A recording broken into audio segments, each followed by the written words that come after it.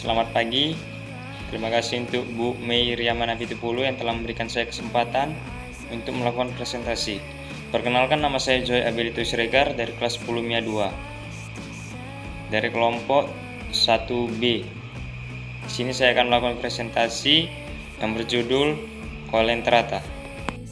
Baiklah, saya akan menjelaskan materi saya yang berjudul Coelenterata. Coelenterata juga disebut dengan Cnidaria dari bahasa Yunani, yakni kata cnida, berarti penyengat. Karena memang hewan ini memiliki sel penyengat di tentakel sekitar mulutnya. Kemudian saya akan menjelaskan habitat Coelenterata. Coelenterata hidup bebas secara heterotrof dengan mangsa plankton dan hewan kecil di air. Mangsa menempel pada nodosit dan ditangkap oleh tentakel untuk dimasukkan ke dalam mulut. Habitat Coelenterata seluruhnya hidup di air, baik di laut maupun di air tawar. Berikutnya, saya akan menjelaskan ciri-ciri Coelenterata. Pertama, memiliki nematosis atau sel penyengat. Kedua, memiliki bentuk tubuh simetri radial, yaitu bagian yang sama didistribusikan secara merata dalam susunan melingkar dari poros tengah.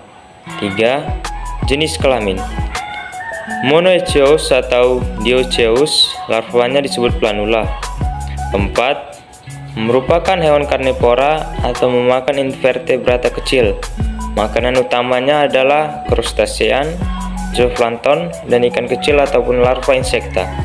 Kelima, tidak memiliki organ atau sistem organ, atau hanya jaringan yang mengandung sel-sel khusus dikelompokkan bersama.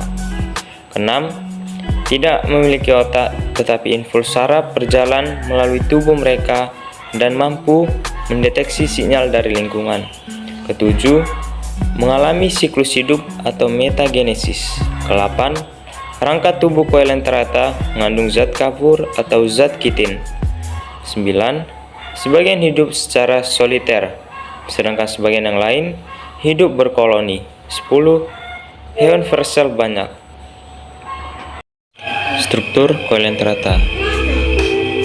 Bagian A merupakan gambar dari polip, bagian B gambar dari medusa. 1. Polip. Coelenterata yang hidupnya tidak bebas atau hanya menempel pada suatu substrat tertentu.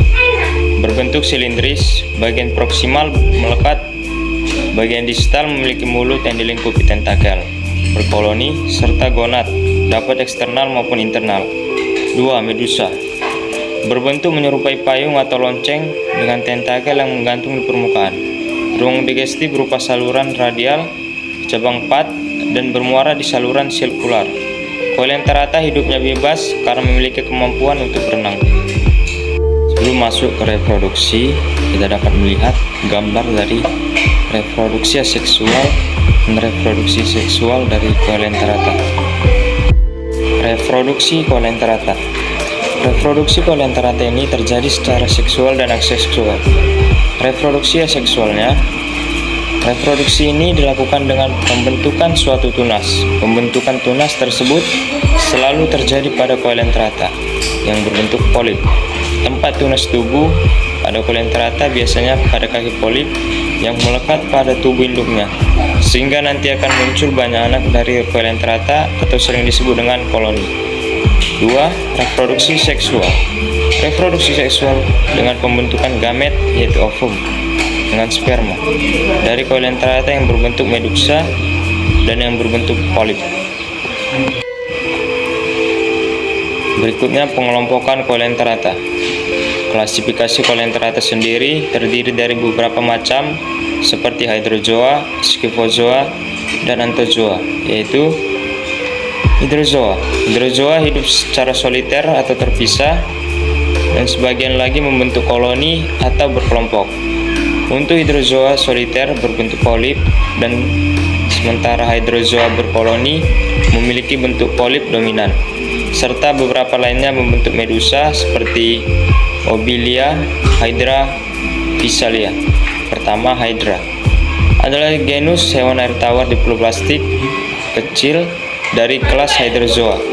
Perwakilan genus panjangnya hingga 30 mm. Hydra tetap menjadi polip sepanjang hidupnya dan tidak memiliki fase medusa. Memiliki tubuh tubular dengan simetri radial. Hydra hidup menempel pada substrat bawah melalui apa yang disebut cakram dasar atau kaki perekat sederhana. Cakram basal memiliki sel-sel kelenjar, menghasilkan cairan lengket yang membantu menempel.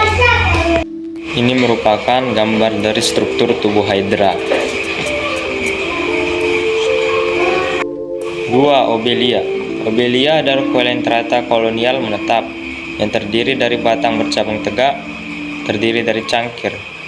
Obelia hidup di habitat air tawar dan laut.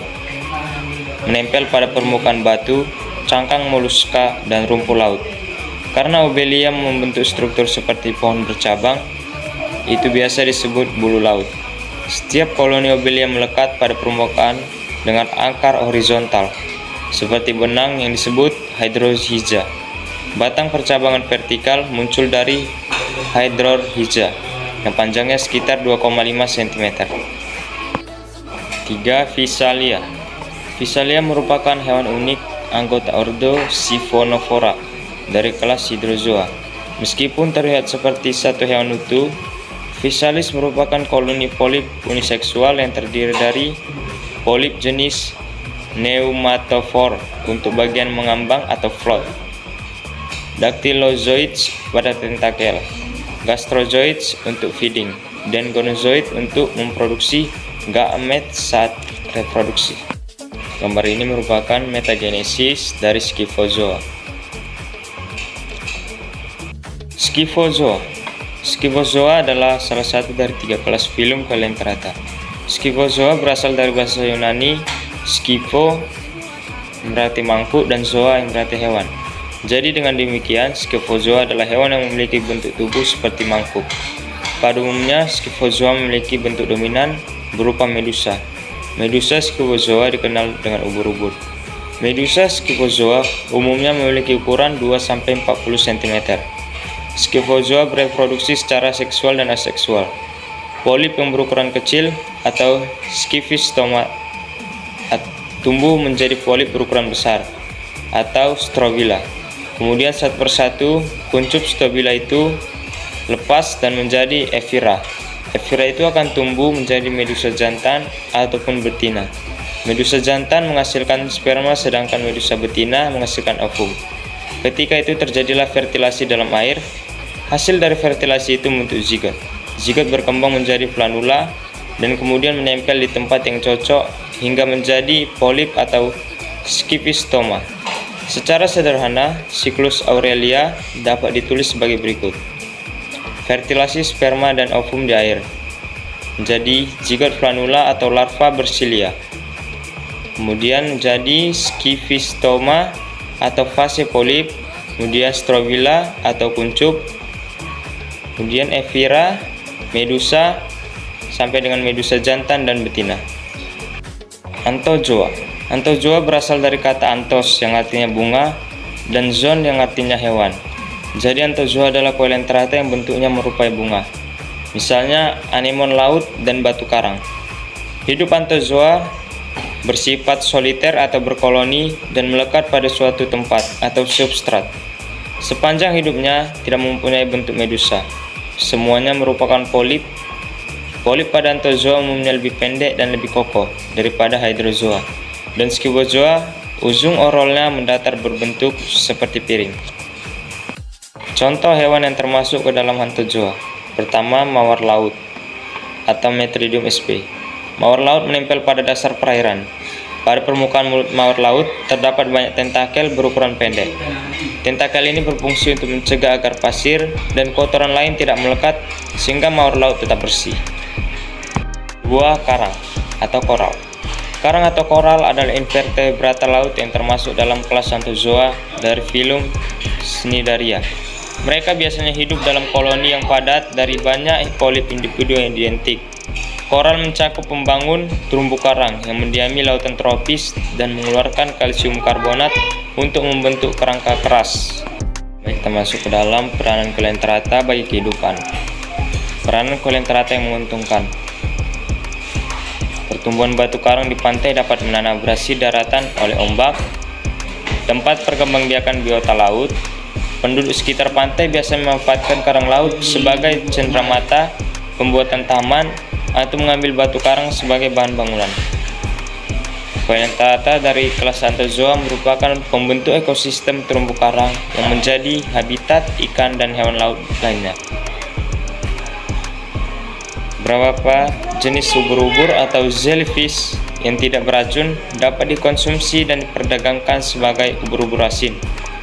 Kerangka luar beberapa jenis colelenterata dapat digunakan sebagai hiasan akuarium, misalnya koralium, rubrum, atau koral merah.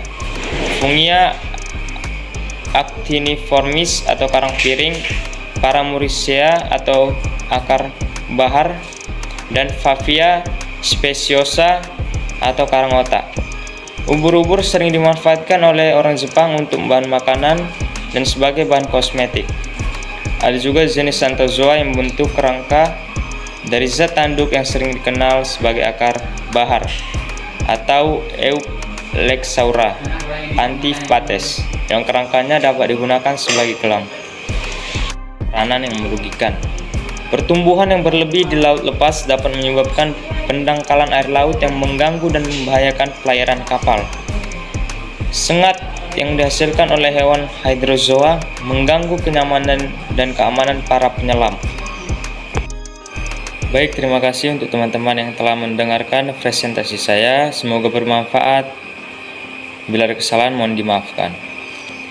Selamat pagi.